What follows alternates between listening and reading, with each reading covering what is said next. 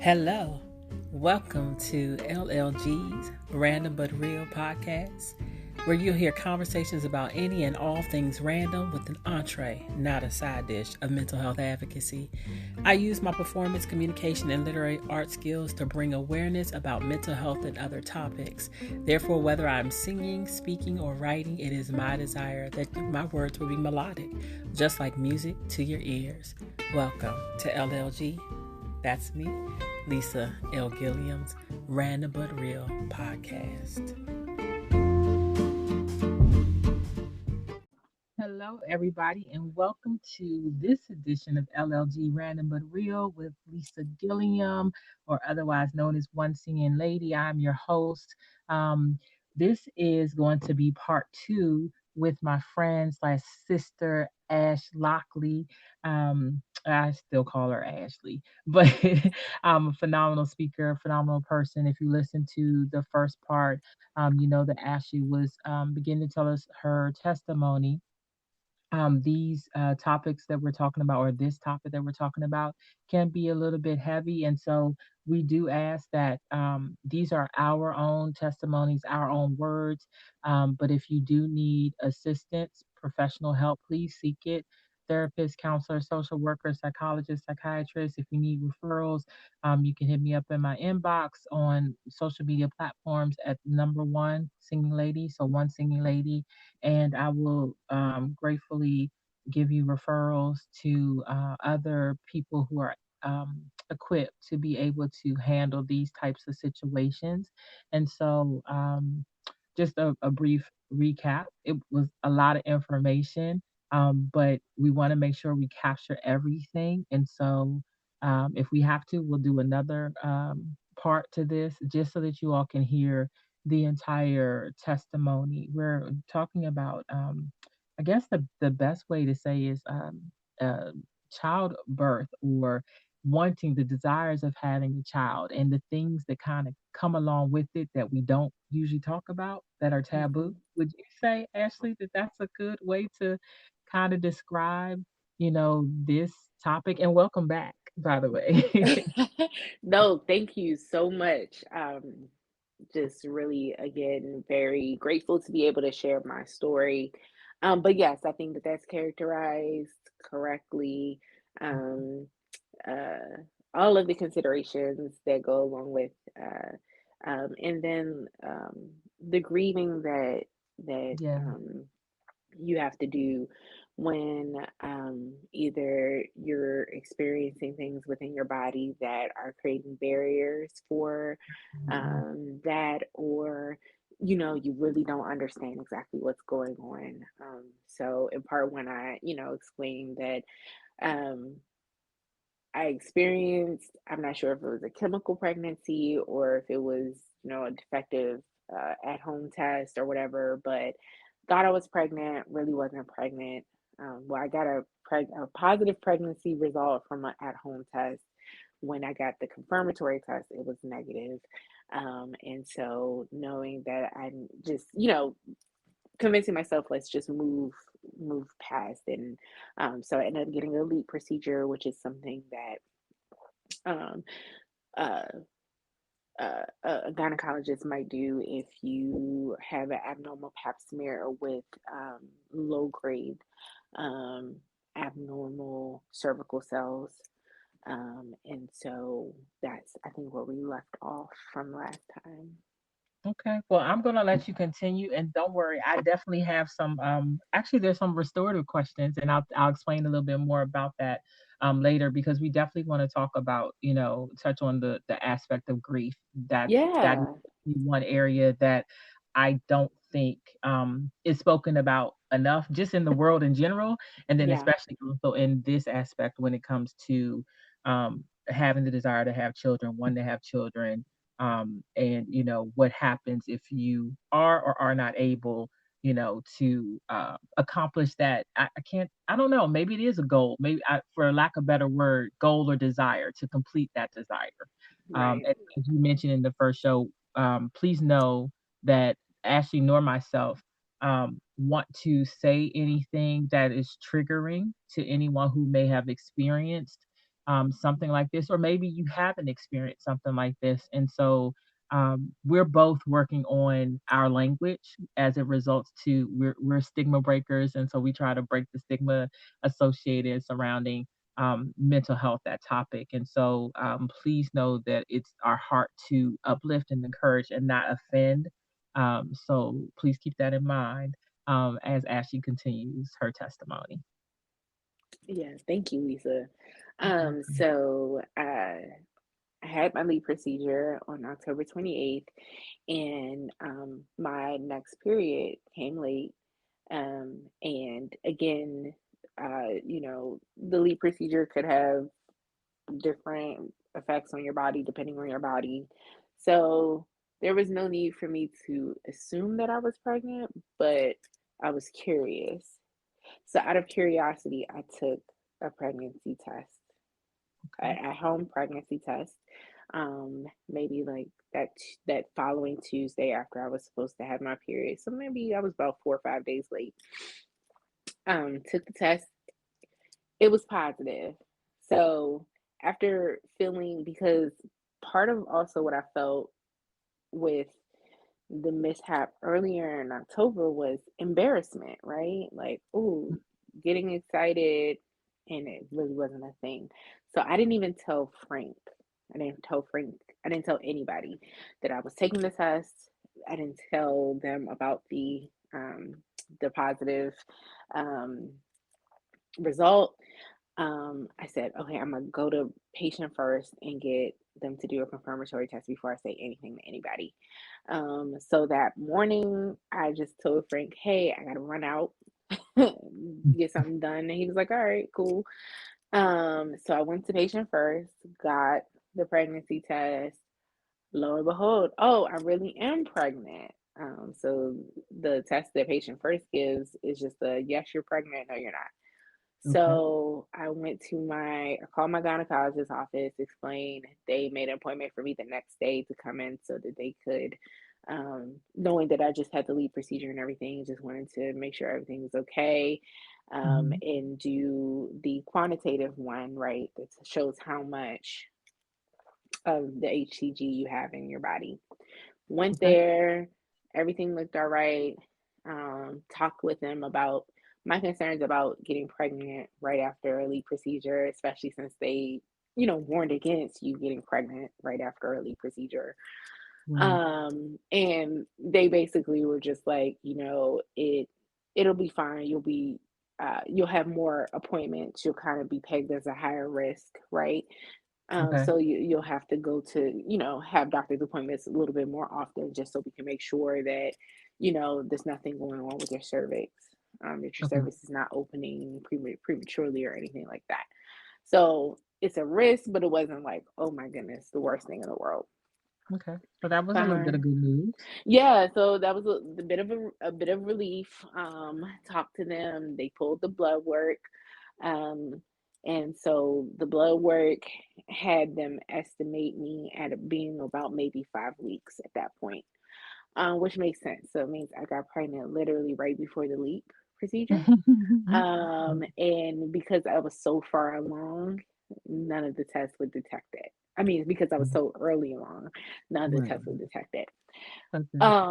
And Can I so just that's say why. though, Ashley, it reminds Uh, me of a child, even when you were talking about that in the first part, like how uh, we will do things, we meaning humans, right up to the point. Like if yeah. you give us like a window, okay, we'll be on quote unquote air quotes obedient in that window. But let me just, just do this right Don't before, you said and so it it reminds me of right. that child that would like push the limits just a little bit. Not that you were doing anything wrong. You did what they Right. said. So that just messed me Exactly. up a little bit, but go on. Yes, you said 48 hours. So I that's what we got another hour. I got did. 2 more hours. 2 more hours. Well, Hey, hey, and hey. it was just weird. I mean, it was worse because, like I said, I just come off my period. So I'm like, look, all right, I'm newly married. Absolutely. I I was about to say, got, and you were newlyweds. My we got needs out here, So, goodness. oh my goodness, and I'm so sorry if my parents are listening to this. I know that can be incredibly weird to hear your child talk about that, I but understand. but I's married now, so whatever. So Part of the story. It's a part of the story. yes. So I guess prior to me becoming pregnant, I did not realize how much of like that process is estimates. And what I mean by estimates is that there are these huge kind of ranges of your HCG levels, right? If you fall anywhere between like 100 and like a couple thousand, you can be 4 weeks. And then, you know what I mean? So it's just like a lot of it is just them kind of estimating, because there isn't an exact science to understanding the body.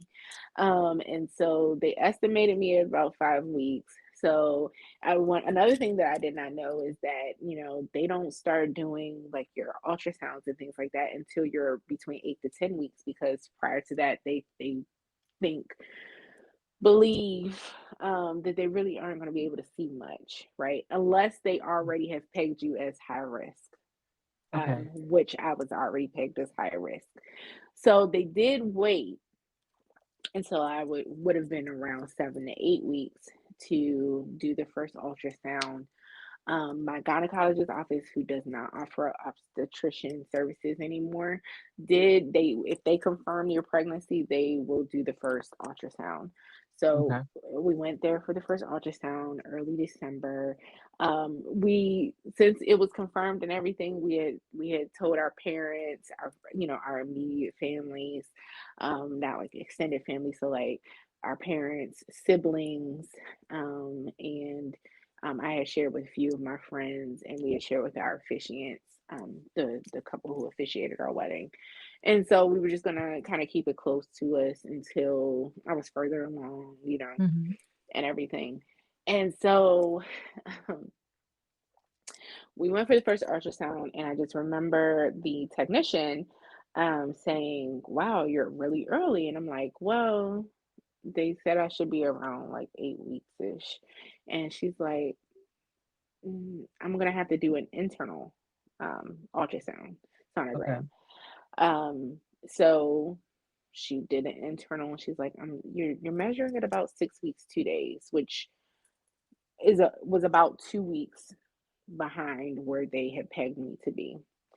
Okay. Wasn't a huge deal at that point, because sometimes with you being in your first trimester, like sometimes babies need time to come from out of sometimes it's very easy for them to miss something that Okay. early on. And so what they did see was a pregnancy sac and a pregnancy yolk. Okay. So I did not know prior to this that they kind of need to see three things in order for them to believe a pregnancy is viable. They need to see a pregnancy sac, a pregnancy yolk, and a fetal pole. The fetal pole is where they'll get to see and hear the baby's heartbeat. Okay. So they were able to see a pregnancy sac, they received pregnancy yolk. They didn't see the fetal pole, but if I really was 6 weeks, it was kind of like at that edge where it was like still kind of early. If you give it a little bit more time, you might be able to see it. Now, experiencing it in that moment, I did not know. I was freaking out. So when the lady kept saying, "Oh, you're really early on," and she's saying 6 weeks, and like based off of where they pegged me when they first found out I was pregnant, I should have been Right. 8 weeks. I was freaking out. So I thought that like she wasn't seeing anything, and she was a technician, so it wasn't her job to explain what she was seeing. Okay. A doctor should have come in and talked to us, but a doctor did not. So Mm. she was just like, sometimes, the technician, and she was like, sometimes you just need a little bit more time. So we're going to take your HCG levels to make sure they're still rising.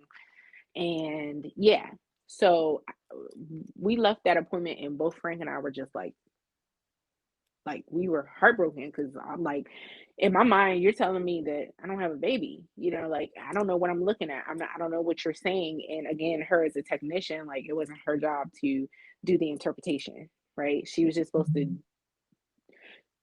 Mhm. take the imaging and everything like that, give it to the doctor, and a doctor should have come in to talk to us, but Right. that didn't happen. So like there's another like, you know, Mhm. another piece of this, right? And Absolutely. so got my HCG levels. The next day they were still rising, they were booming. So I'm like, oh, okay, we're cool. But I was upset because I had talked to a few of my friends who, and heard their experiences and what I should have received, and it became clear to me that a doctor should have come in and talked to us. Right. So, I put on my Marilyn Burton hat. And those of you know who know my mother, you know exactly what I'm talking about because sis will write a letter. Okay. She will let you know if something is unacceptable. And so that's exactly what I did. I fired off this email. I was not nasty, but I was firm. Mm. And someone, the doctor did call and apologize and explain, Okay. okay, this is what we saw. Okay. So I had already scheduled an appointment with the OB, right? Because you need an obstetrician to walk you through the pregnancy. Um, so that's at a different practice.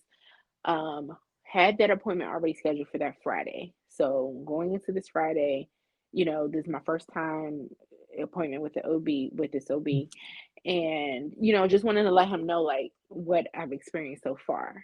So Okay. as soon as I explained to him what I experienced with the sonogram, the first sonogram, he's like, "That's concerning to me. Let's redo a sonogram." So he got the ultrasound people to fit me in. I had to wait for like an hour. Um, but they did the sonogram, and basically, I'm thinking that they saw the same thing that my gynecologist office saw. Okay. Now, my gynecologist office didn't send over what they saw or any paperwork. So, the doctor who came in to talk to us that day said, I don't have enough information to know if this is concerning or not. But she was the one who explained there are three things that they need to see in order for Okay. them to consider a pregnancy to be viable and walked us through options. Now, one option she said was like basically, that we could consider it a loss at this particular point, be given medicine to reset the body. Mm. Or we could wait. They would have to wait another 2 weeks to redo the sonogram to see if they'll be able to get a better picture of what's going on. Okay. Frank was like, "Oh no, we're doing the sonogram. I don't even want you to talk to me about any other possibilities if you can't say for certain that this Mm. isn't a viable pregnancy right now. Okay. Like, what you're telling me is there's a possibility that this is what they consider what they okay. So side note, I also want to say this because language means things, right? Right. Medically, a miscarriage is called an abortion. I did not know that. So I kept hearing the word abortion and I was just like, what are y'all talking about? I want my baby. But Right. the medical term for a miscarriage is an abortion. So she was like, when she was explaining, she was like, is very possible that this is a missed abortion, basically meaning that your body miscarried, we missed it, but there are still remnants. Wow.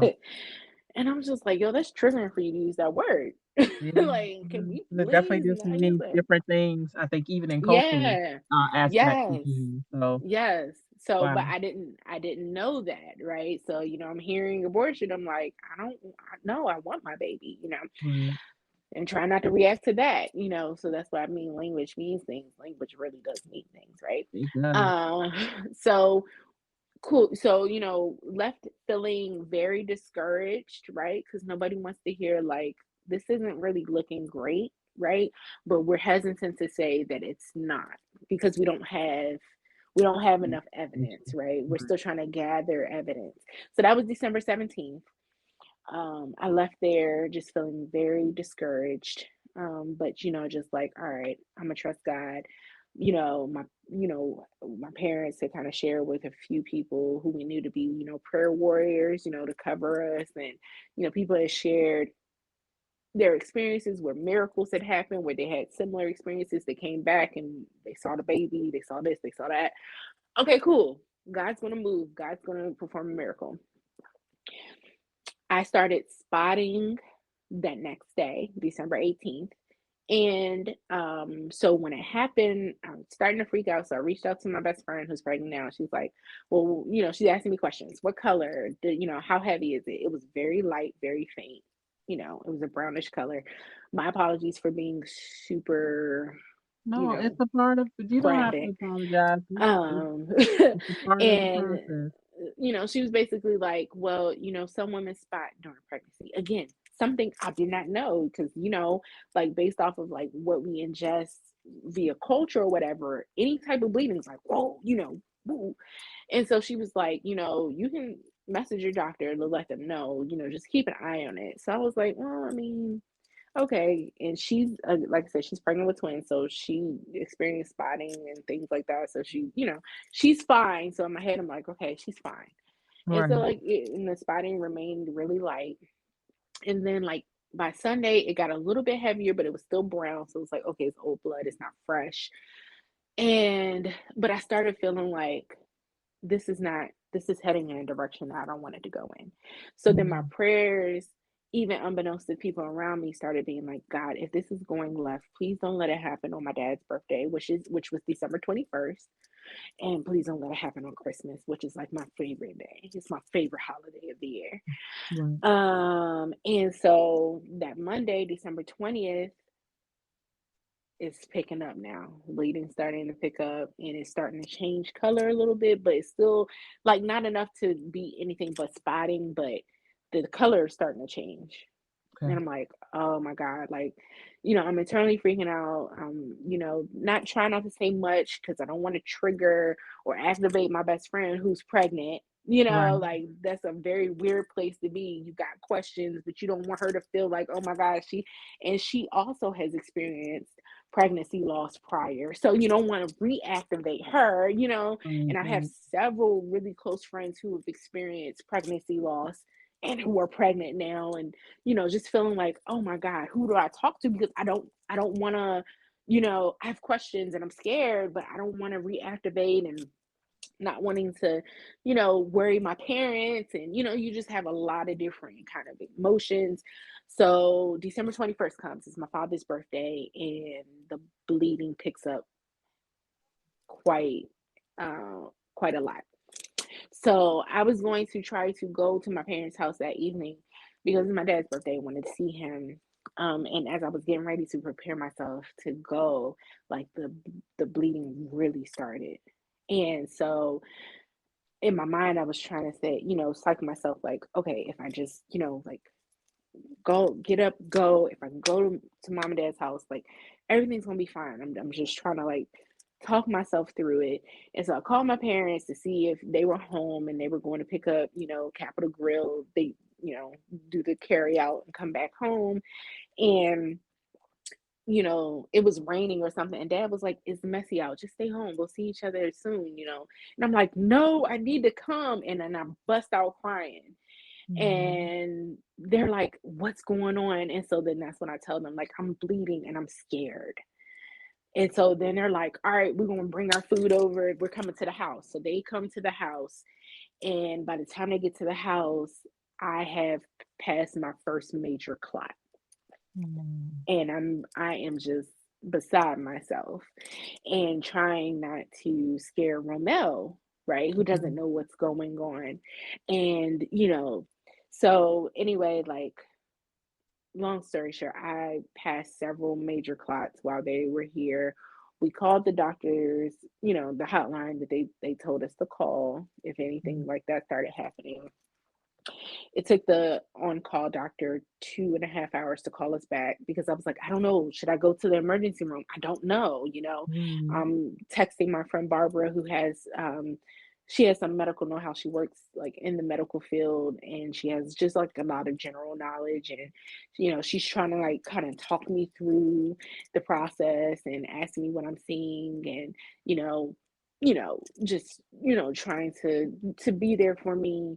And just really not knowing what to do. And like we're in the middle of the Omicron surge at this point, so like going to the hospital, you're not Right. going to be seen immediately, so you're trying to weigh the pros and cons. But the clotting is heavy. Like I'm passing clots every couple of minutes at this point, Mhm. and had the most intense cramps I have ever experienced in my life, which I now probably can identify as me being in labor. um Mhm. and so all this happening on my dad's birthday. So the doctor finally calls back. I tell her what's going on. She's like, it sounds like you're in the middle of a miscarriage. And I'm really sorry about that.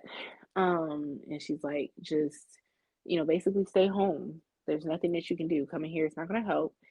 She's like, unless you're like feeling a pad within an hour, or you're in so Mhm. much pain that you feel like you want to pass out, like just stay home and basically like go through the process.